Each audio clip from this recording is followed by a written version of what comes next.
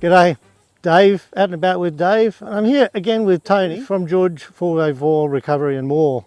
And what we're looking at today, George has introduced this, the Dingo snatch block to the market.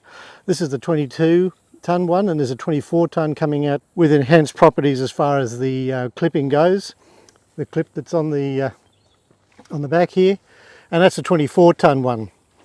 So what we're looking at is this pulley block compared to the pulley rings that George also sells.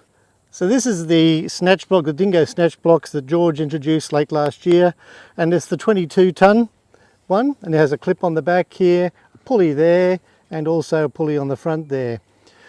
So what he's also introducing very, very soon, it's coming out, is the 24 tonne one, and it's got an enhanced braking system on the back here where that pushes in, turns 90 degrees, and there you can put your winch rope through there, or your larger snatch straps or something like that, and that's what that is, a 24 tonne. So with these two on the market, what we've got is, where do they fit in with the pulley rings? Now the pulley ring, as you've probably found out if you're using them, has 2 points of friction when it's pulling. The winch rope is pulling on the outside if it's not turning, or it's at least rubbing on it. And then you've got the soft shackle goes through here, back onto itself or wherever, and it's also forming a friction up. So we've got 2 points of friction on this one. With something like this, the Dingo, where you would put the winch rope through there, and then you put your soft shackle through here, like that. Both pulleys are spinning, and your points of friction are nothing more than really the bearings that are inside here that are greased up. So the heat doesn't build up in the ropes, doesn't build up on here on the winch rope, and hopefully it keeps it all cool, and that's what we're going to find out today. So the tests that Tony and I worked out for testing the difference between the Dingo snatch block and a ring pulley were to hook it up in various sort of configurations using 2 different size pulleys, and taking them for a long, slow pull of Tony's Land Rover.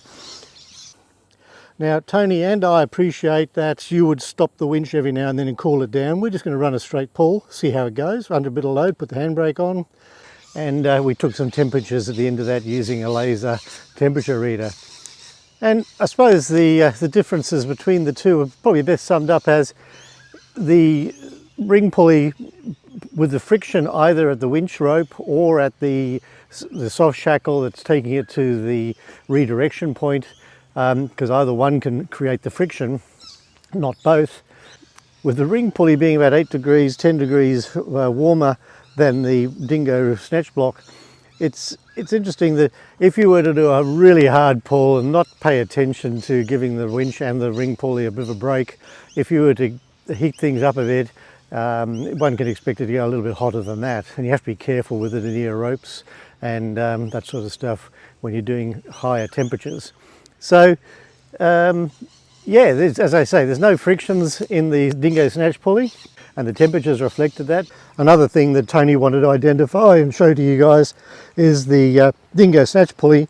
When you do lay it on the ground and you walk away into the car and you can do it solo, the Dingo snatch block will find its own way for the winch rope to be held securely. Whereas a ring pulley needs to have someone else, or you can have to get out of the car and line it up again, put a little bit of tension on it, and get it to hold the ring pulley there while you're fiddling around. So yeah, there's a couple of advantages there. Are they worth getting? I'll have a word to Tony and have a look for yourself and give it a thought. So it's just another tool in the box, and wish you all the best.